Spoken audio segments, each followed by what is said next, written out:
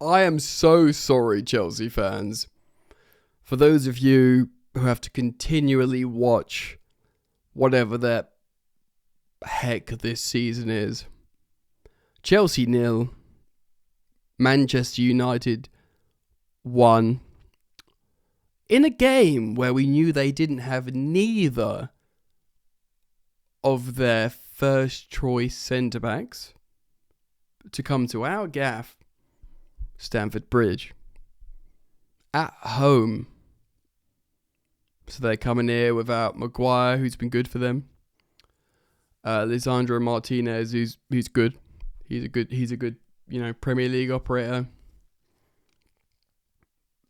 And they played Mazwari and Aiden Heaven. And I'll tell you now, gang, as a little spoiler, Heaven won Player of the Match on SofaScore. What do we even talk about anymore? There was a plethora of presumably planned Chelsea PR before this game because of the protests, which we'll talk about, of course. Whether it was the Moises Caicedo contract extension, which fine may have been coming regardless. The Guardian, Jacob Steinberg, did a piece with Cole Palmer saying, look, I'm not going anywhere. I don't want to go back to Manchester United. I'm committed to Chelsea. Enzo Fernandez reintegrated, who obviously was a substitute in this game. A reiteration and reminder that, Reece James has committed his future to Chelsea. Palmer in that interview, which I haven't covered here on the channel, that, he said, yeah, me and Reece, we're thinking of the future.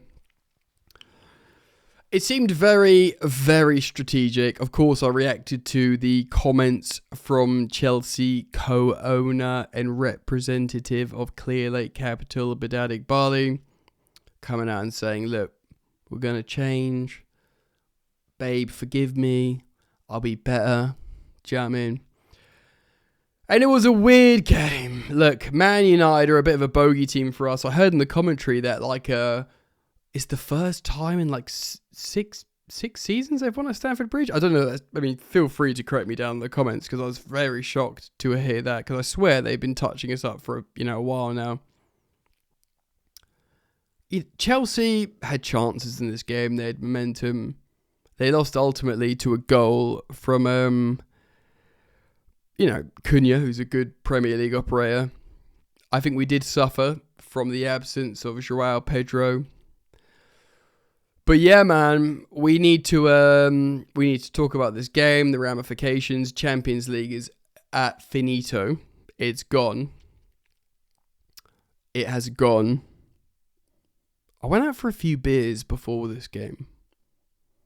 I had a bottle of wine in my apartment as I got in. I wasn't planning on drinking any of it, but I watched some of this game.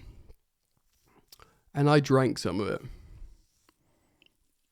And I don't think you can blame me, gang. Unless perhaps you're of a inclination of no alcohol. I'm trying to sort of lose weight, sort my health out. But Chelsea are slowly grinding me down. And it's tough. It is tough out here, man. And I very much sympathise for all Chelsea fans out there. Jeez. All right. So I'll probably cover it a little bit more once it gets into the newspapers, which I imagine it will. There was what looked like from the photos. Of course, I didn't attend Stamford Bridge. A pretty strong turnout for the protest. I think last time they spoke about 200. It looked like 500. Certainly in terms of optics, there was a good crowd of holding the Blue Co Out banner.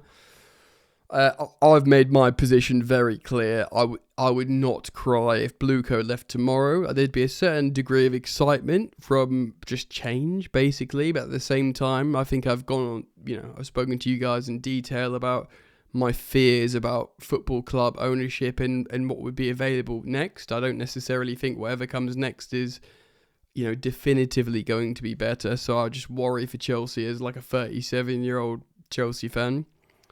But, what we've been experiencing is poor. Certainly this season, certainly in terms of the amount of financial investment, this is something that I cover long term, but we're going to talk about Chelsea versus Man United. Now, Chelsea have been the biggest thorn in Man United's side since the beginning of the Premier League. Even long before Roman Abramovich, we always had something on Man United. We always used to not always used to beat them, but they always struggled against us. And genuinely, going into this game, knowing Maguire and Lisandro Martinez are unavailable, there was so much positive PR about how all the players are committed. The club was releasing videos of Caicedo, with his missus and his kid, talking about how happy he is to extend with Chelsea. Enzo Fernandez is back and he's all committed and looking good, and Cole Palmer's speaking about how happy he is. There was a lot of very, and with Bedadig, Bedadig Bali was like Todd Bowley. They go to these financial conferences, they speak about the club. They don't speak directly to the English media. They just don't. It's whatever. I think they should. I think the sporting directors should. Personally, I think they should in a lot more clubs as well in the Premier League. I think it should be more like the Bundesliga in terms of communication with fans and the hierarchy and the sporting leadership. But we don't really see that over here. This was Man United under Carrick. I know they've had a couple of wobbles, but they've been demonstrably better than Chelsea in the Premier League since he's come in. They've obviously had no cups, no Europe. They've got more experienced senior players. Obviously Seshko's new, who didn't get a goal or assist, but 3 players in behind him. Bruno Fernandes, who for me is probably player of the season. If for example, Arsenal win the league, they'll probably give it to Declan Rice because that's how things work around here. But Bruno is on to friggin' break the assist record, currently joint held by Kevin De Bruyne and Thierry Henry. He's 30 years old, Bruno. He's committed his career to Man United. Banter him all you want. You simply need to commend him for those numbers. It's incredible. And the goal was good. It was against the run of play at the time. We can speak about the game in a little bit more detail. But it's just Chelsea personified. Of course, the biggest miss was Joao Pedro, and we had to play Delap. Couple of good fleeting moments, but that was it. He's not played. I feel bad for him. We can speak about that as well. Why I feel bad for him. I think he's made the wrong choice coming to Chelsea. I think Chelsea made the wrong choice signing him. I think much like Alejandro Garnacho was the opportunistic signing. And if these men gonna learn anything, if anyone believes Bedadig Bali's comments about how their model is reliant on winning, it will need to change. I'm bummed out in terms of how I'm feeling. I've had a few jars, cards on the table, but I'm bummed out. But I sort of learnt about what we are this season, and there was application from the players, but we just don't have it, man. We just don't have it. We won't get Champions League. We might get Europa League, whether that's from league position, maybe. Brentford, this is where we are, gang. I'm very sorry, but this is what we got to discuss. Brentford didn't beat Fulham. So in terms of the standings, have they overtaken us? No, we're still in 6th. We're still in 6th. So Sunderland, if they win, let's just, for example, which I could do. Wow, Sunderland could go above us. Jeez Louise. It's a crazy, crazy season. I think there's a chance we could still qualify. I mean, it's still Man United with 1 game a week, losing to them. I know it's at home against this iteration of Man United. It's not disgraceful, but it's very, very poor. I don't know, man. I think we've got some good young players, but this is poor.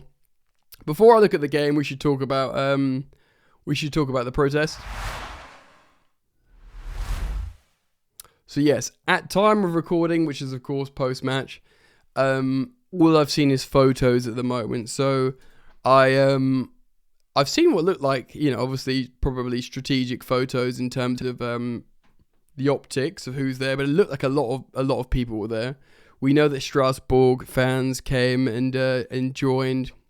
Mason Mount as well, trying to shush the Chelsea fans at Stamford Bridge. No love lost there. So there was a it looked like the best turnout yet, and feel free to correct me in the comments because I hadn't meticulously been covering the pre-match coverage. I was having a few drinks because I've had a lot of stuff going on in my life. I've told you this, guys, before, and I just wanted some beers basically. But there was a lot of Blueco out stuff. There was a march, of course. I'm trying to look now at pictures. I did see a picture shared from at Mohammed, spelled with an X, obviously showing that Mason Mount and Enzo Fernandez going at it. So there was a lot of F off Eghbali, you're not wanted here. Blueco out banners, a big march towards the stadium. Whatever your position is, this is a testament to how match-going fans are feeling. It's important. In fact, let me just get this up. Here we go. So this is from CFC Picks on X. As you can see, it's the optics there. I'm not quite sure about the sky blue flares. It's more Coventry, but big up Frank Lampard at the moment. So there's there's a good amount of people demonstrating peacefully. By all accounts, I haven't seen anything that would suggest otherwise. And by all accounts, it was really well prepared in terms of the Not a Project FC. They're not going for anything other than a peaceful demonstration. Not about singing about ex-players. And that's why, here we go. So that's why I genuinely think that all this, essentially PR was coming out before. Now, I don't think Blueco are going to sell, but I do think this is really important. I do genuinely think this is really important because it's a show, it's a demonstration that Chelsea fans will not just sit down and watch mediocrity and watch their club disintegrate in terms of standard. Now, personally, I don't believe they're going to sell. Certainly not immediately. But, Clearlake represent investors. They bought Chelsea for a 2.4 billion, raising to best part 4, just over 4. And their scope is that Chelsea will become over 10 billion worth of value. But if we are to believe what they're saying, their model is dependent on them staying good, winning trophies, being in the Champions League. And what we've seen is a result of dysfunctional squad composition and management, and we are absolutely reaping what we've sowed of late. So this is the game against Man United. As you can see here in SofaScore, Aiden Heaven got player of the match with a 7.9, which isn't the highest we've seen before with a player of the match. So Chelsea played with Rob Sanchez in goal. Fofana and Hato, I don't think Hato is awful, but I think he's better as a left-back than a centre-back. Gusto and Cucurella. Enzo Fernandez returning to the side, who played well but had to be substituted off for hopefully wasn't too important injury. Caicedo, of course, who's just extended his contract. Estevao had to come off very early for an injury. Neto, who I believe... so started left wing, went right wing. Garnacho came on eventually. Palmer behind Delap. And Delap had a moment, but I kind of have sympathy for him in terms of his chances and ability, opportunity to combine with players. But he, I think you have to accept that he's been poor this season. Carrick's Man United gets the chance to just sort of continue with what he's had apart from the centre-back partnership. Aiden Heaven is a good player. They got him from Arsenal, but we should have scored against those two centre-backs. It's very poor in Chelsea. Dillo right back, Shaw left back, Mainu, Casemiro. I mean, everything else is pretty, normal for them in terms of what they put out, what they expect. Chelsea subs, Garnacho understandably got the treatment from Man United fans, as was always going to happen. I mean, Garnacho gets his treatment from everyone, oddly. I won't always understand that, but, high ceiling, very low floor, probably won't stay at Chelsea for the long term. Josh comes on late. Trev, nothing really. Do you know what I mean? We're putting balls in the box.